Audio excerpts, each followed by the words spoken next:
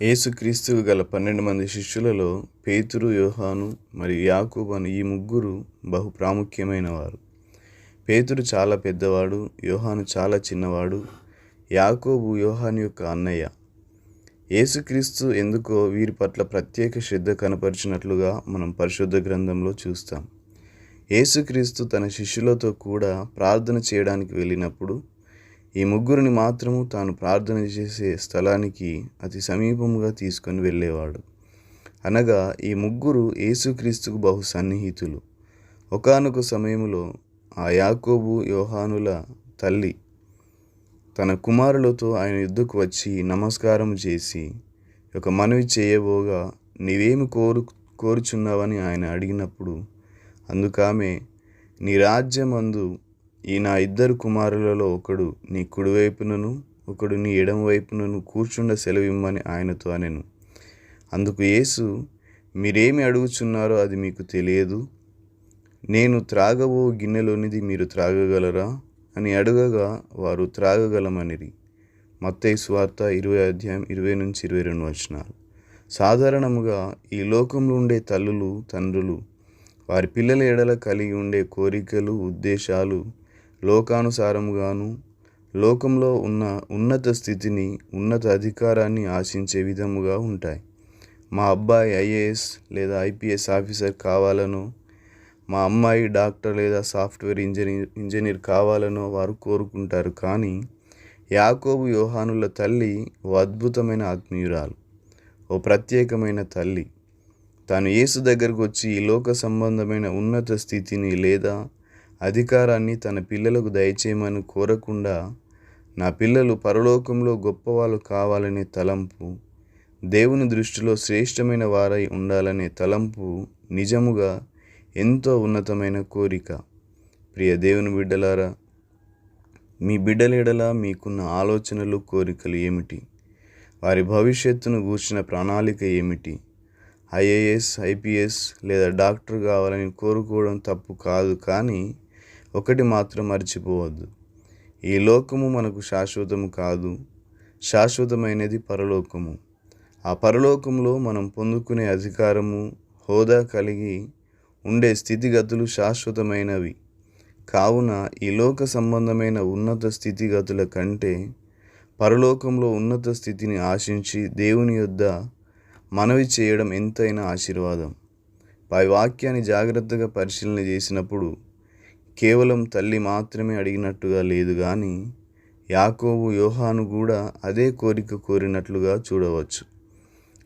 వీరు కూడా లోక సంబంధమైన స్థితిని ఆశించకుండా, ప్రభువా, మా అమ్మ కోరుతున్నట్లుగా మాకు కూడా అదే కోరిక ఉంది. నీ రాజ్యంలో నీ ప్రక్కనే కూర్చోవాలని ఆశపడుతున్నా. ఈ లోకంలో మేమేమైనా పర్వాలేదు, కానీ పరలోకంలో మాత్రము నీతోనే, నీ ప్రక్కనే ఉండాలయ్యా అని కోరుకున్నారు. ఎంత అద్భుతమైన కోరిక!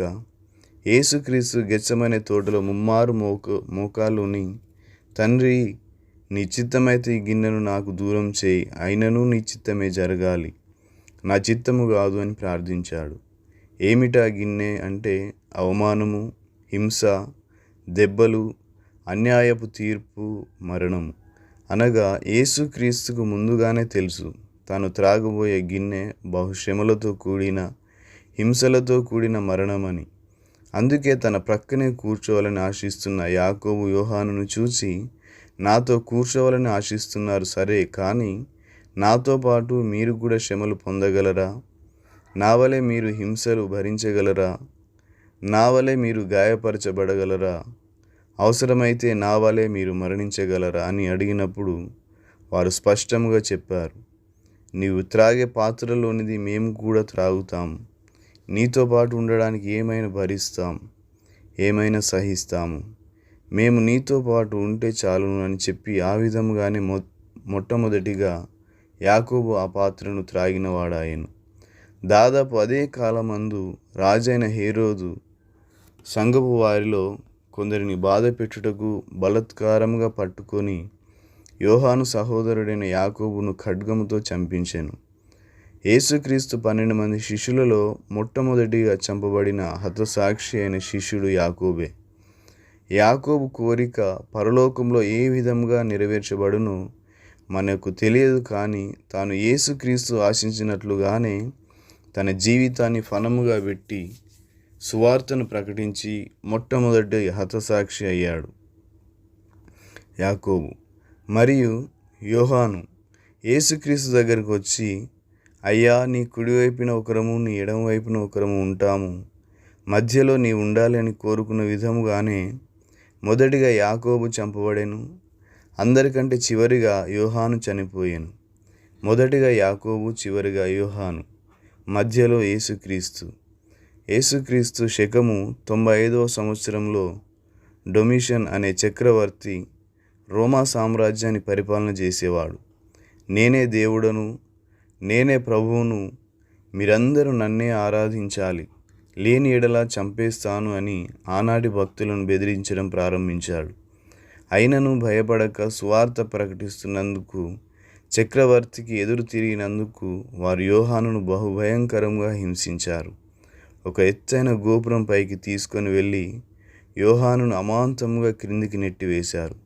అయినా యోహాను చనిపోలేదు. యోహాను ఈ విధముగా చావడు అని చెప్పి మరుగుతున్న నూనెలో యోహానును పడవేశారు. యోహాను ఆ నూనెలో మరిగిపోయాడు, కానీ చనిపోలేదు.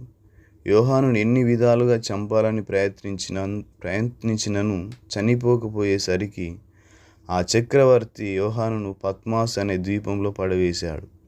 పద్మాస్ అనే ద్వీపము అగ్నిపర్వతాలు పేలేటువంటి ద్వీపము. యోహానును మనం చంపలేము, కానీ అగ్నిపర్వతాల మధ్య పడవేస్తే ఏదో ఒక అగ్నిపర్వతం పేలి తాను చనిపోతాడని తలంచాడు.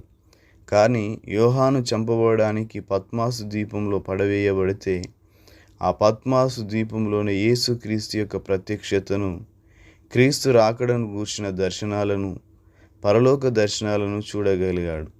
తాను చూసిన ప్రత్యక్షతను పుస్తకముగా వ్రాసాడు. అదే ప్రకటన గ్రంథము. తుది శ్వాస వరకు అటు యాకోబు మరియు యోహాను దేవుని కొరకే సాక్షులుగా జీవించారు, దేవుని కొరకే మరణించారు.